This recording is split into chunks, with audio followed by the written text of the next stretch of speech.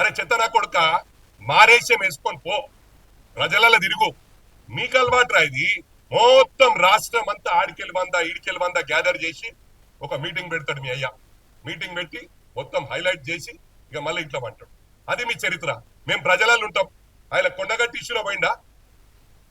అంతమంది చనిపోతే కొండగట్టి ఇష్యూలో పోలే. ఇవాళ ఎవరు చిన్నోళ్ళు పోయినా యాక్టింగ్ చేస్తున్నారు. ఎందుకు?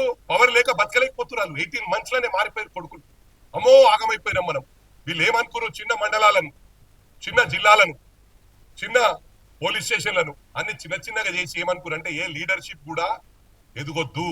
లీడర్షిప్ ఉంటే రేపు నాకు కౌంటర్ అవుతారు. ఒక జిల్లా పరిషత్ చైర్మన్ అంటే మా మెదక్ జిల్లాలోనే 46 మండలాలు ఉంటుండే.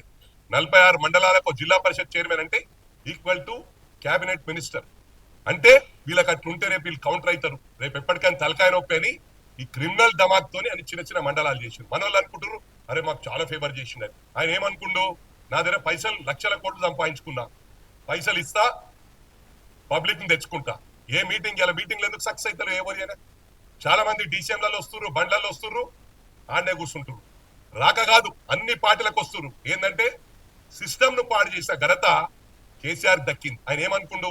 పైసలు పడేస్తా, ఎవరినైనా ఎవడన్నా నాకు స్ట్రాంగ్ ఆపోజిట్ మాట్లాడారు అనుకో, వానికి ఆపోజిట్ లో 200 కోట్లు ఖర్చు పెడతా, వాని మొత్తం జీవితంలో బొంద పెట్టేస్తా. లీడర్షిప్ ఉండదు కానీ వాడే బొంద పెట్టి రిపబ్లిక్